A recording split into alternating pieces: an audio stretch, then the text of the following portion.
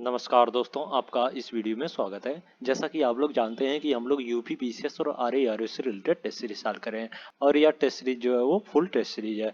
और इस test series में आने वाले यूपी पीसीएस और आरएआरएस एग्जाम के लिए अत्यंत महत्वपूर्ण क्वेश्चन दिए गए हैं। तो चलिए टाइप को बिना वेस्ट किए आगे बढ़ते हैं और आप लोगों से एक विनम्र निवेदन है कि आप लोग चैनल को सब्सक्राइब कर लें, वीडियो को लाइक करें, शेयर करें और कमेंट करें। और इस वीडियो के पीडीएफ के लिए टेलीग्राम चैनल को ज्वाइन कर लें, जो कि टेलीग्राम चैनल का लिंक डिस्क्रिप्शन में दे दिया गया है। तो चलिए टाइम को बिना वेस्ट किए आगे बढ़ते हैं। पहला क्वेश्चन आपकी स्क्रीन पे है, निम्नलिखित कथनों पर विचार करें। पहला है, पीट्स इंडिया एक्ट 1784 द्वारा कंपनी के कार्यों पर ब्रिटिश सरकार का पूर्ण नियंत्रण स्थापित हो गया। और दूसरा कथन है, इस एक्ट के तहत मद्रास एवं बंबई के गवर्नर को बंगाल के गवर्नर जनरल के अधीन कर दिया गया। उपरोक्त कथनों में से कौन सही है? 1784 के पीटर्स इंडिया एक्ट के तहत कंपनी के कार्यों एवं प्रशासन पर ब्रिटिश सरकार का पूर्ण नियंत्रण स्थापित हुआ था। तो इसका जो कथन एक है वो सही हो जाएगा इसमें। ओके। और 1773 के रेगुलेटिंग एक्ट के द्वारा बंगाल के गवर्नर को बंगाल का गवर्नर जनरल पद नाम दिया गया और इस व्यवस्था के तहत मद्रास एवं बंबई के गवर्नर को बंगाल के गवर्नर जनरल के अधीन कर दिया गया था। तो इसका जो कथन दो है वो गलत हो जाएगा। तो इसमें केवल एक सही है, तो ए इज द राइट आंसर हो जाएगा। नेक्स्ट क्वेश्चन है, निम्नलिखित में से कौन सा भारत के ईस्ट इंडिया कंपनी द्वारा नियुक्त अंतिम गवर्नर जनरल तथा भारत का प्रथम वायसराय था? 1858 के भारत शासन अधिनियम द्वारा कंपनी का शासन समाप्त कर दिया गया था तथा भारत का शासन प्रत्यक्ष रूप से महारानी के अधीन हो गया। लॉर्ड कैनिंग जो है वो 1856 से 1858 द्वारा कंपनी द्वारा नियुक्त भारत का अंतिम गवर्नर जनरल था तथा 1858 से 1862 के मध्य भारत का प्रथम वायसराय बन गया था। तो इस प्रकार इसमें सी द राइट आंसर हो जाएगा। नेक्स्ट क्वेश्चन है, 2 सितंबर 1946 को गठित अंतरिम सरकार के संबंध में निम्नलिखित युग्मों में से कौन सा सुमेलित है? मंत्रिमंडल, मंत्रालय। 2 सितंबर 1946 को अंतरिम सरकार का गठन हुआ था तथा 26 अक्टूबर 1946 को मुस्लिम लीग इस सरकार में शामिल हुए थे। जोगेंद्रनाथ मंडल का संबंध जो है वो विधि मंत्रिमंडल से है, ना कि रेल मंत्रिमंडल से। तो इसमें जो ऑप्शन बी है वो सही सुमेलित है या सही सुमेलित नहीं है, यहाँ नहीं लिख दो। ओके, ये पूछा गया है और सारे जो है वो सही सुमेलित है। रेल मंत्रालय जो है वो अरुण अशरफ अली के अंतर्गत आता था। तो इसका जो ऑप्शन बी है वो सही सुमेलित नहीं है, तो इसमें बी द राइट आंसर हो जाएगा। नेक्स्ट क्वेश्चन है, निम्नलिखित संवैधानिक संशोधन में कौन सा 8वीं अनुसूची से संबंधित है? पहला है 21वां संविधान संशोधन अधिनियम 1976, दूसरा है 71वां संविधान संशोधन अधिनियम 1992 और तीसरा है 92वां संविधान संशोधन अधिनियम 2003। नीचे दिए गए कूट की सहायता से सही उत्तर का चयन करें। मूल भारतीय संविधान की अनुसूची में 14 भाषाओं का वर्णन था। 21वें संविधान संशोधन 1976 द्वारा सिंधी को, 71वें संविधान संशोधन अधिनियम 1992 द्वारा कोंकणी, मणिपुरी तथा नेपाली को तथा 92वें संविधान संशोधन अधिनियम 2003 द्वारा बोडो, डोंगरी एवं संथाली भाषा को 8वीं अनुसूची में जोड़ा गया। वर्तमान में 8वीं अनुसूची में कुल 22 भाषाओं का वर्णन है। तो इस प्रकार ये तीनों कथन जो है वो 8वीं अनुसूची से संबंधित है। तो इस प्रकार इसमें डी द राइट आंसर हो जाएगा। नेक्स्ट क्वेश्चन है, भारतीय संविधान में वर्णित निम्नलिखित में से कौन सी एक प्रक्रिया को आयरलैंड के संविधान से ग्रहित नहीं किया गया है?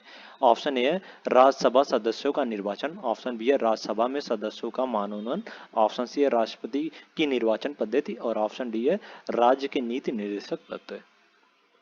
भारतीय संविधान पर सबसे अधिक प्रभाव जो है भारत शासन अधिनियम 1935 का है। इसके अलावा कई अन्य देशों से भी संविधान निर्माण में सहायता ली गई है। संविधान संशोधन की प्रक्रिया तथा राज्यसभा सदस्यों का निर्वाचन जो है वो दक्षिण अफ्रीका के संविधान से ग्रहित है। तो इसका जो ऑप्शन ए है वो सही हो जाएगा इसमें। ओके, ये आयरलैंड के संविधान से नहीं लिया गया है। तो इसमें ए द राइट आंसर हो जाएगा। नेक्स्ट क्वेश्चन है, हड़प्पा काल की निम्नलिखित बस्तियों में से कौन सी एक सतलज नदी के किनारे अवस्थित थी? हड़प्पा कालीन बस्तियों में रोपड़ जो है वो सतलज नदी के किनारे अवस्थित थी। तो इस प्रकार इसमें सीधा राइट आंसर हो जाएगा। नेक्स्ट क्वेश्चन है, सिंधु घाटी सभ्यता का विस्तार निम्नलिखित में से किस नदी के तट पर नहीं हुआ था? सिंधु घाटी सभ्यता का विस्तार जो है वो गंगा नदी के तट पर नहीं हुआ था। सिंधु घाटी सभ्यता का विस्तार उत्तर में झेलम नदी के पूर्वी तट से दक्षिण में यमुना नदी की सहायक नदी हिंडन के तट तक माना जाता था। तो इस प्रकार जो ऑप्शन सी है वो सही हो जाएगा इसमें। नेक्स्ट क्वेश्चन है, अनुच्छेद 324 के अनुसार निम्नलिखित में से कौन सा एक निर्वाचन भारत के निर्वाचन आयोग द्वारा संपन्न नहीं कराया जाता। अनुच्छेद 324 के अनुसार संसद, राज्य विधानमंडल, राष्ट्रपति व उपराष्ट्रपति के पद के निर्वाचन की जिम्मेदारी भारत के निर्वाचन आयोग की है। राज्य में होने वाले पंचायत व नगर निगम के चुनाव की जिम्मेदारी जो है वो राज्य निर्वाचन आयोग की है। तो इस प्रकार जो ऑप्शन ए है वो सही हो जाएगा इसमें।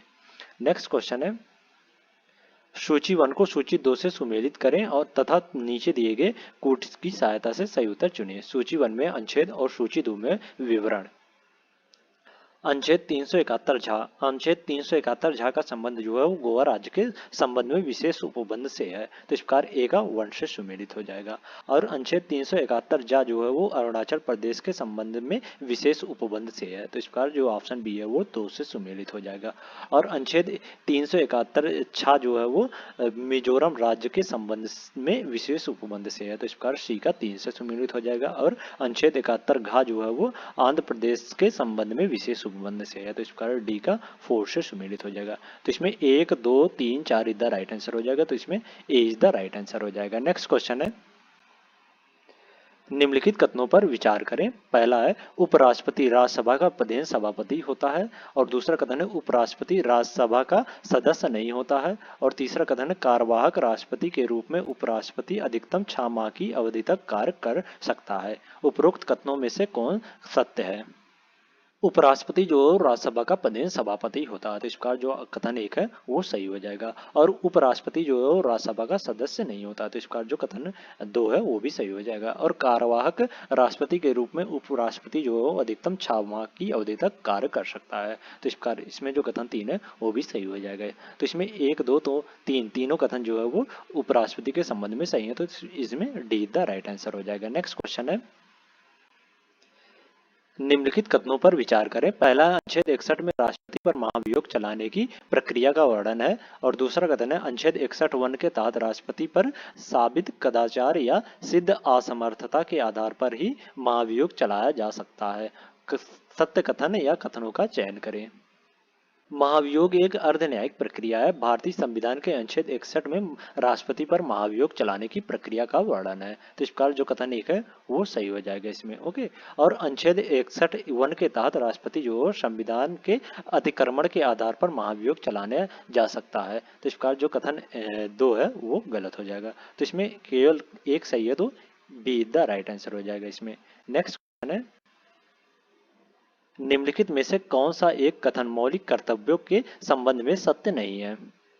मौलिक कर्तव्यों का प्रावधान जो है संविधान के भाग 4 का के अनुच्छेद 51 का में किया गया है। ये मूल संविधान का हिस्सा नहीं है, बल्कि 42वें संविधान संशोधन अधिनियम 1976 द्वारा इसको संविधान में शामिल किया गया था। तो इसका जो ऑप्शन ए है वो गलत हो जाएगा या सही सुमेलित नहीं है। ओके। मौलिक कर्तव्य के संबंध में यह कथन जो है वो सत्य नहीं है, या मूल संविधान का हिस्सा नहीं है, बल्कि यह 42वें संविधान संशोधन अधिनियम 1976 द्वारा जोड़ा गया था इसे मौलिक कर्तव्य को। तो इसमें ए इज द राइट आंसर हो जाएगा। नेक्स्ट क्वेश्चन, सर्वोच्च न्यायालय या उच्च न्यायालय द्वारा जारी किस रिट का उद्देश्य अधीनस्थ न्यायालयों में लंबित मुकदमों को तेजी से निपटाने हेतु उन्हें वरिष्ठ न्यायालयों में भेजने से है। ऑप्शन ए अधिकार परीक्षा, ऑप्शन बी उत्प्रेषण, ऑप्शन सी है परमादेश और ऑप्शन डी है प्रतिषेध। सर्वोच्च न्यायालय या उच्च न्यायालय द्वारा जारी उत्प्रेषण रीत का उद्देश्य जो है वो अधीनस्थ न्यायालयों में लंबित मुकदमे को तेजी से निपटाने हेतु उन्हें वरिष्ठ न्यायालयों में भेजने से है। तो इस प्रकार इसमें बी द राइट आंसर हो जाएगा। नेक्स्ट क्वेश्चन है, अनुच्छेद 312 के अनुसार राज्यसभा द्वारा अखिल भारतीय सेवाओं का सृजन किया जाता है। अनुच्छेद 312 के अनुसार अखिल भारतीय सेवाओं के सृजन का अधिकार केवल राज्यसभा को ही प्राप्त है। अनुच्छेद 312 के अनुसार राज्यसभा द्वारा 2/3 बहुमत से अखिल भारतीय सेवाओं का सृजन किया जाता है। तो इस प्रकार इसमें बी द राइट आंसर हो जाएगा। नेक्स्ट क्वेश्चन है, निम्नलिखित में से कौन सा एक नीति निर्देशक तत्व के अंतर्गत सम्मिलित नहीं है। नीति निर्देशक तत्व का उल्लेख जो है वो संविधान के भाग 4 में अनुच्छेद 36 से 51 के अंतर्गत किया गया है। अनुच्छेद 45 के तहत 6 वर्ष से कम आयु के बच्चे के लिए प्रारंभिक बाल अवस्था देख रेख एवं शिक्षा का उपबंध किया गया है। तो इस प्रकार जो ऑप्शन बी है वो सही नहीं है या सही सुमेलित नहीं है, नीति निर्देशक तत्व के अंतर्गत है। यह जो है वो मूल अधिकार है। 6 से 14 वर्षों की आयु के बालकों हेतु शिक्षा का उपबंध जो है वो एक मूल अधिकार है, न कि नीति निर्देशक तत्व के अंतर्गत इसे शामिल किया गया है। तो इस बार जो ऑप्शन बी है वो सही सुमेलित नहीं है, तो इसमें बी द राइट आंसर हो जाएगा। नेक्स्ट क्वेश्चन है, नीचे दो कथन दिए गए हैं जिनमें से एक को अभिकथन ए और दूसरे को कारण आर कहा गया है। अभिकथन ए, महान्यायवादी जो है सरकार का पूर्णकालिक विधि परामर्शी होता है, और कारण आर में कहा जा रहा है कि इसका परिश्रमिक राष्ट्रपति द्वारा निर्धारित होता है। नीचे दिए गए कूट से सही उत्तर का चयन कीजिए। अनुच्छेद 76(1) के अनुसार उच्चतम न्यायालय के न्यायाधीश की योग्यता रखने वाले व्यक्ति को राष्ट्रपति महान्यायवादी के पद पर नियुक्त करता है। यह राष्ट्रपति के पदसाधा प्रयत्न पद धारण करता है तथा ऐसा परिश्रमिक प्राप्त करता है जो राष्ट्रपति निर्धारित करे, किंतु न तो वह सरकार का पूर्णकालिक विधि परामर्शी होता है और न ही सरकारी सेवक होता है। तो इस प्रकार जो अभिकथन है वो गलत हो जाएगा इसमें। ओके, और कारण जो है वो सही है, तो इसमें डी द राइट आंसर हो जाएगा। नेक्स्ट क्वेश्चन है, 11वीं अनुसूची में वर्णित कुल कितने विषयों पर पंचायतों को कानून बनाने की शक्ति प्रदान की गई है?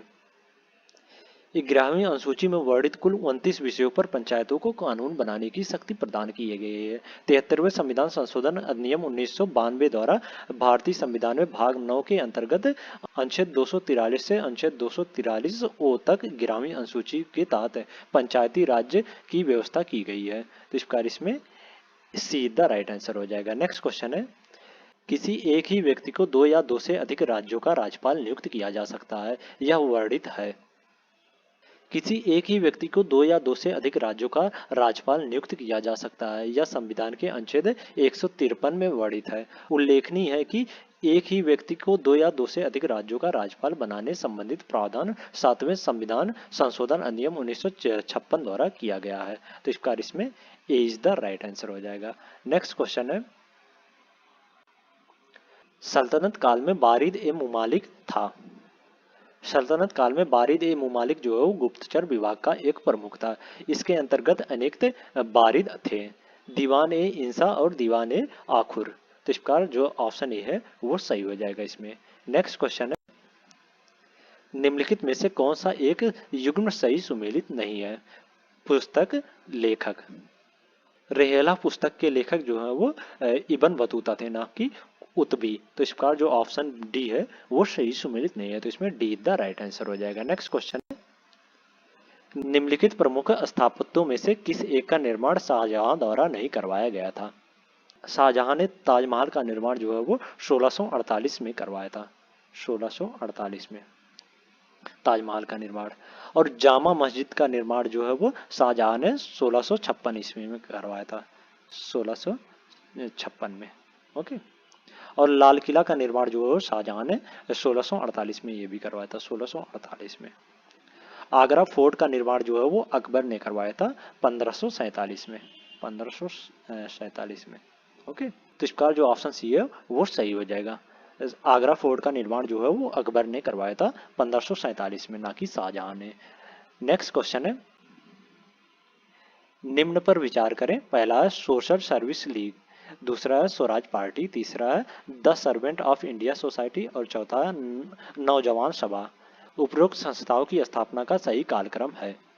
The servant of India society की स्थापना जो है वो 1905 में हुई थी, 1905 में the servant of India society की स्थापना हुई थी। और सोशल सर्विस लीग की स्थापना जो है वो 1911 में हुई थी, सोशल सर्विसेज लीग की स्थापना 1911 में हुई थी। और स्वराज पार्टी की स्थापना जो है वो 1923 में, 1923 में स्वराज पार्टी की स्थापना हुई थी। और नौजवान सभा की स्थापना जो है वो 1926 में हुई थी, 1926 में। तो इस प्रकार पहले the servant of India society की स्थापना हुई थी, फिर सोशल सर्विसेज लीग की स्थापना हुई थी, फिर स्वराज पार्टी की, फिर उसके बाद नौजवान सभा की स्थापना हुई थी। तो इसमें 3 1 2 4, 3 1 2 4, तो इसमें बी द राइट आंसर हो जाएगा। नेक्स्ट क्वेश्चन है, जलियांवाला बाग हत्याकांड की जांच हेतु कांग्रेस द्वारा किसकी अध्यक्षता में तहकीकात कमेटी का गठन किया गया था?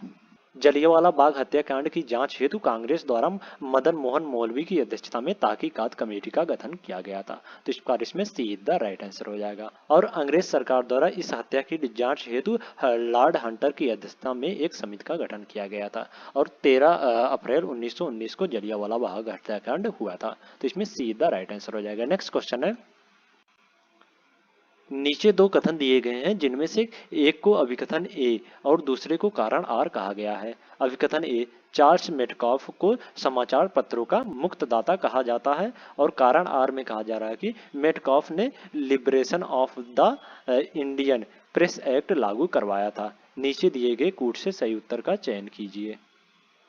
चार्ल्स मेटकॉफ को समाचार पत्रों का मुक्तदाता कहा जाता है क्योंकि मेटकॉफ ने liberation of the Indian press act लागू करवाया था। तो इसका जो अभिकथन है वो भी सही हो जाएगा और कारण जो है वो भी सही हो जाएगा और कारण जो है वो अभिकथन का सही स्पष्टीकरण भी है। तो इसमें ए इज द राइट आंसर हो जाएगा। नेक्स्ट क्वेश्चन है, सूची 1 को सूची 2 से सुमेलित करें तथा नीचे दिए गए कूट से सही उत्तर चुनिए। सूची 1 में पत्र पत्रिकाएं और सूची 2 में लेखक या संपादक।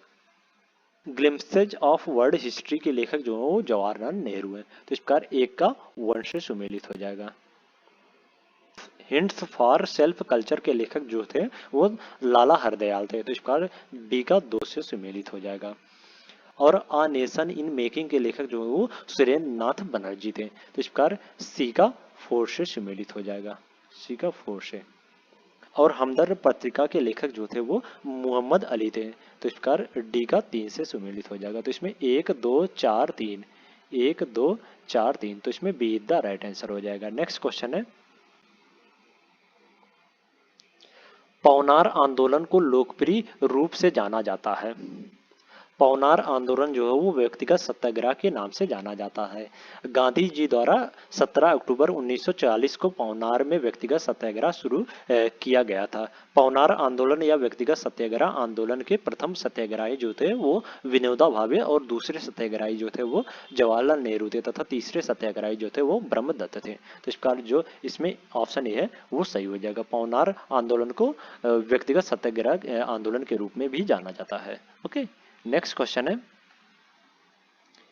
निम्नलिखित कथनों पर विचार करें। पहला है, तृतीय आंग्ल मराठा युद्ध के पश्चात पेशवा के वंशानुगत पद को समाप्त कर दिया गया। और दूसरा कथन है, पेशवा बाजीराव द्वितीय अंतिम पेशवा थे। सत्य कथन या कथनों का चयन करें। तृतीय आंग्ल मराठा युद्ध जो है वो 1817 से 1819 के मध्य हुआ था।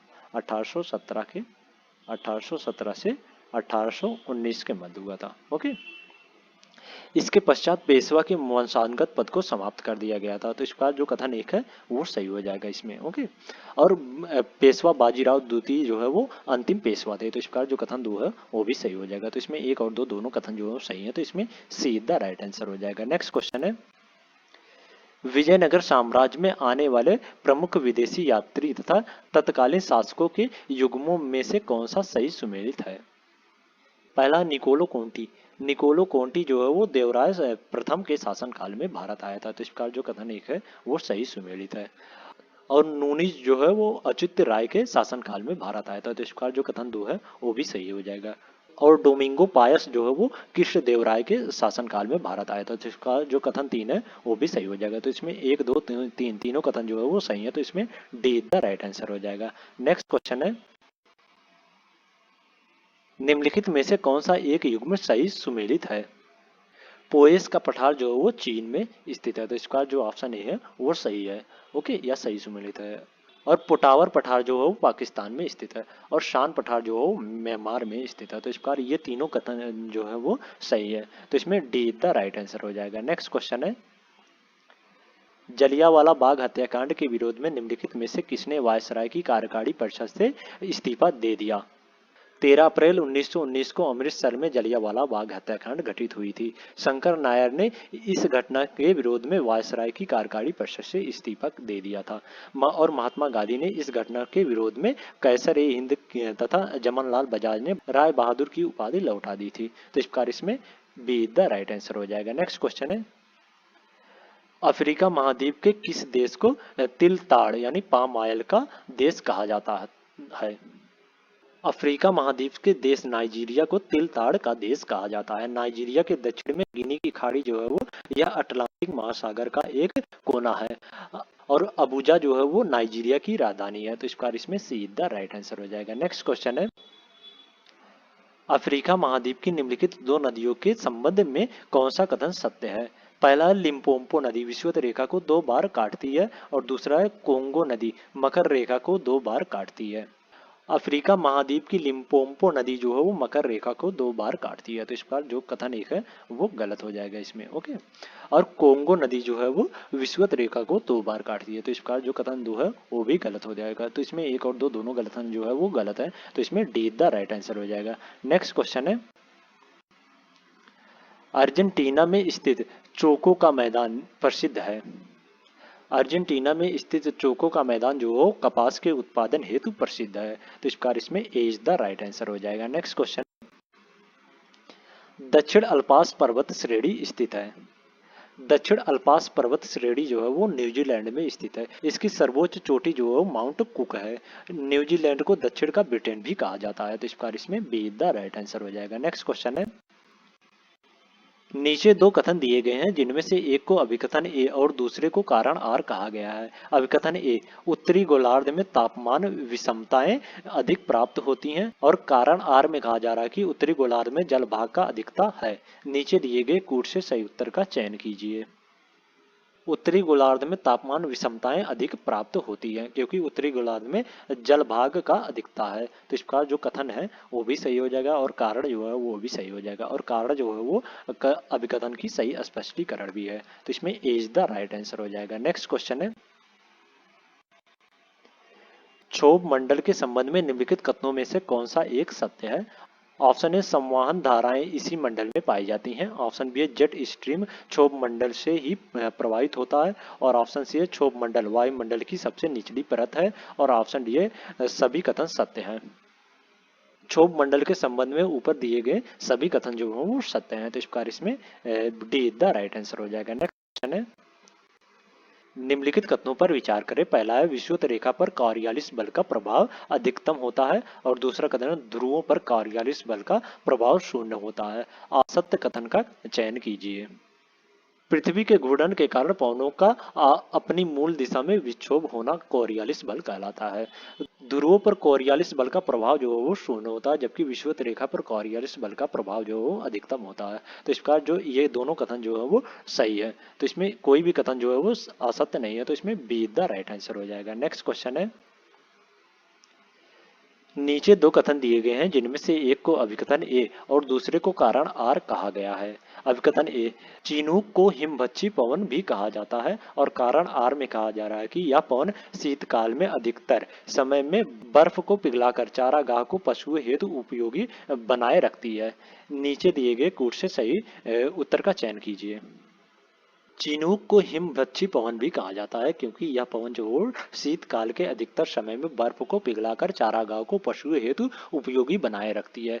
यह राखी पर्वत के पूर्वी ढाल के सहारे चलने वाली गर्म एवं शुष्क पवनें हैं। तो इस प्रकार जो अभिकथन है वो भी सही हो जाएगा और कारण जो है वो भी सही हो जाएगा और कारण जो है वो अभिकथन का सही व्याख्या करता है। तो इस प्रकार इसमें ए इज द राइट आंसर हो जाएगा। नेक्स्ट क्वेश्चन है,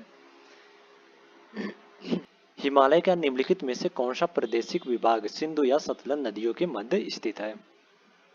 हिमालय का पंजाब हिमालय जो हो सिंध एवं सतलज नदियों के मध्य स्थित है और इसकी लंबाई जो हो 500 किलोमीटर है। तो इस प्रकार इसमें सीधा राइट आंसर हो जाएगा। नेक्स्ट क्वेश्चन है, दक्षिण भारत की सबसे ऊंची चोटी अन्नामुडी जो है वो स्थित है। दक्षिण भारत की सबसे ऊंची चोटी अन्नामुडी जो है वो अन्नामलाई पर्वत की पहाड़ी पर स्थित है और इसकी ऊंचाई जो है वो 2695 मीटर है। और नीलगिरी पहाड़ की सबसे ऊंची चोटी जो है वो दोदा बेट्टा है और इसकी लंबाई 2637 मीटर है। तो इस प्रकार इसमें ए इज द राइट आंसर हो जाएगा। नेक्स्ट क्वेश्चन है, यूरोप के कौन से दो देश मिलकर आइसबेरिया कहलाते हैं? यूरोप के दो देश स्पेन एवं पुर्तगाल मिलकर आइसबेरिया कहलाते हैं। तो इस प्रकार इसमें ए इज द राइट आंसर हो जाएगा। नेक्स्ट क्वेश्चन है, अल्पसंख्यक वर्ग के हितों का संरक्षण तथा सुरक्षा संबंधित अधिकार का उल्लेख है। अल्पसंख्यक वर्गों के हितों का संरक्षण तथा सुरक्षा संबंधित अधिकारों का उल्लेख जो है वो अनुच्छेद 29 में है। अनुच्छेद 30 के तहत शिक्षा संस्थाओं की स्थापना एवं प्रशासन करने का अल्पसंख्यक वर्गों को अधिकार प्रदान किया गया है। तो इस प्रकार इसमें ए इज द राइट आंसर हो जाएगा। नेक्स्ट क्वेश्चन है, नीचे दो कथन दिए गए हैं जिनमें से एक को अभिकथन ए और दूसरे को कारण आर कहा गया है। अभिकथन ए, नियंत्रक एवं महालेखा परीक्षक को राष्ट्रपति द्वारा किसी भी समय पदच्युत किया जा सकता है। और कारण आर में कहा जा रहा है कि नियंत्रक एवं महालेखा परीक्षक की नियुक्ति राष्ट्रपति द्वारा की जाती है। नीचे दिए गए कूट से सही उत्तर का चयन कीजिए। अनुच्छेद 148 के अनुसार भारत का एक नियंत्रक एवं महालेखा परीक्षक होगा जिसकी नियुक्ति जो है वो राष्ट्रपति द्वारा की जाती है।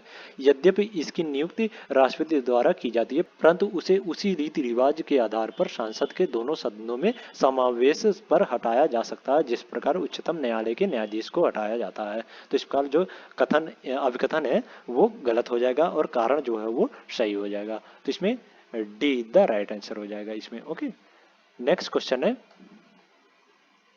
निम्नलिखित कथनों पर विचार करें। पहला है, उच्चतम न्यायालय का न्यायाधीश बनने हेतु न्यूनतम आयु सीमा का निर्धारण नहीं किया गया है। और दूसरा कथन है, अवकाश प्राप्ति के पश्चात उच्चतम न्यायालय का न्यायाधीश भारत के किसी भी न्यायालय में वकालत नहीं कर सकता। सत्य कथन का चयन करें।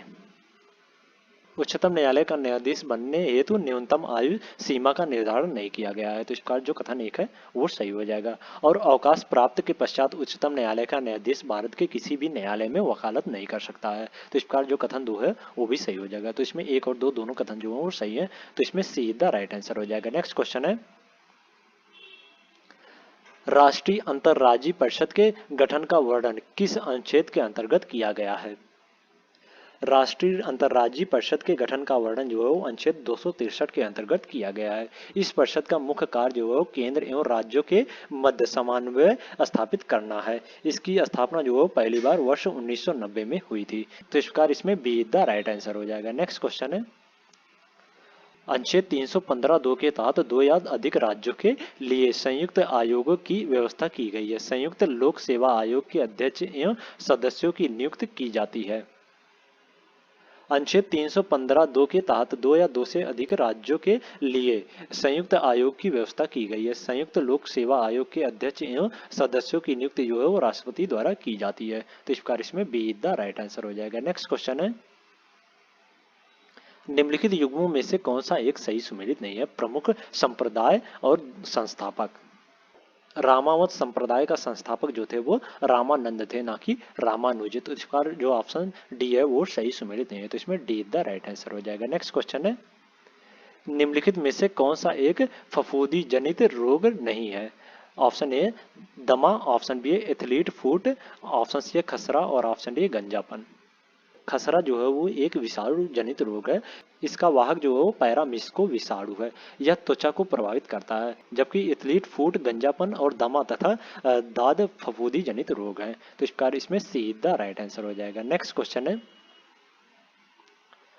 औद्योगिक एवं वृत्ति पुनर्निर्माण बोर्ड का गठन वर्ष 1981 में किया गया था। इसका उद्देश्य था, औद्योगिक एवं वृत्ति पुनर्निर्माण बोर्ड का गठन जो है वो 1981 में किया गया था और इसका उद्देश्य जो था वो जीर्ण उद्योगों का पुनर्स्थान करना था। तो इस प्रकार ऑप्शन ए है जो है वो सही हो जाएगा इसमें। नेक्स्ट क्वेश्चन है, निम्नलिखित कथनों पर विचार करें। पहला, भारत में सर्वाधिक जोतों की संख्या सीमांतर प्रकार की है। दूसरा, हरित क्रांति का प्रारंभ तृतीय पंचवर्षीय योजना से माना जाता है। और तीसरा, भारतीय हीरा संस्था सूरत में स्थापित है। इसमें कौन सा सही है। भारत में सर्वाधिक जोतों की संख्या जो वो सीमांत प्रकार की है। तो इस प्रकार जो कथन एक है वो सही हो जाएगा। और हरित क्रांति का प्रारंभ जो वो तृतीय पंचवर्षीय योजना से माना जाता है। तो इस प्रकार जो कथन दो है वो भी सही हो जाएगा। और भारतीय हीरा संस्था जो है वो सूरत में स्थित है। तो इस प्रकार जो कथन तीन है वो भी सही हो जाएगा। तो इसमें एक दो तीन तीनों कथन जो है वो सही है। तो इसमें डी द राइट आंसर हो जाएगा। नेक्स्ट क्वेश्चन है, निम्नलिखित में से कौन सा एक अमीनो अम्ल प्रोटीन की प्रचुरता वाले खाद्य पदार्थ में उपस्थित होता है। अमीनो अम्ल जो है वो टायरोसिन प्रोटीन की प्रचुरता वाले पदार्थों में उपस्थित होता है। टायरोसिन की कमी से व्यक्ति स्वयं को दुखी एवं सुस्त महसूस करता है। तो इस बार इसमें ए इज द राइट आंसर हो जाएगा। नेक्स्ट क्वेश्चन है, निम्नलिखित युग्मों में से कौन सा एक सुमेलित नहीं है? विटामिन, रासायनिक नाम। विटामिन बी 2 का रासायनिक नाम जो है वो राइबोफ्लेविन है, ना कि फ्लेवोक्विनोन है। तो इसका जो ऑप्शन डी है वो सही सुमेलित नहीं है, तो इसमें डी द राइट आंसर हो जाएगा। नेक्स्ट क्वेश्चन है, निम्नलिखित में से किस एक नदी का उद्गम स्थल मैकाल पठार नहीं है? मैकाल पठार जो छत्तीसगढ़ राज्य में स्थित है, इसके पश्चिम भाग में नर्मदा, उत्तर भाग में सोन तथा दक्षिण भाग में महानदी निकलती है। प्रायद्वीपीय भारत की सबसे बड़ी नदी गोदावरी का उद्गम जो है वो महाराष्ट्र का नासिक जिला है। तो इस प्रकार जो गोदावरी नदी है वो मैकाल पठार के निकलती नहीं है, तो यह महाराष्ट्र के नासिक जिले से उद्गम होती है। तो इस प्रकार इसमें ए इज द राइट आंसर हो जाएगा। तो आज के लिए इतना ही। अगले नेक्स्ट वीडियो में हम लोग नेक्स्ट 50 क्वेश्चन इस टेस्ट सीरीज से लेके आएंगे। अगर वीडियो अच्छी लगी हो तो वीडियो को लाइक कर दें और इसी प्रकार के वीडियो के लिए चैनल को सब्सक्राइब कर लें, और इस वीडियो की पीडीएफ के लिए टेलीग्राम चैनल को ज्वाइन कर लें, जो कि टेलीग्राम चैनल का लिंक डिस्क्रिप्शन में दे दिया गया है। Thank you so much.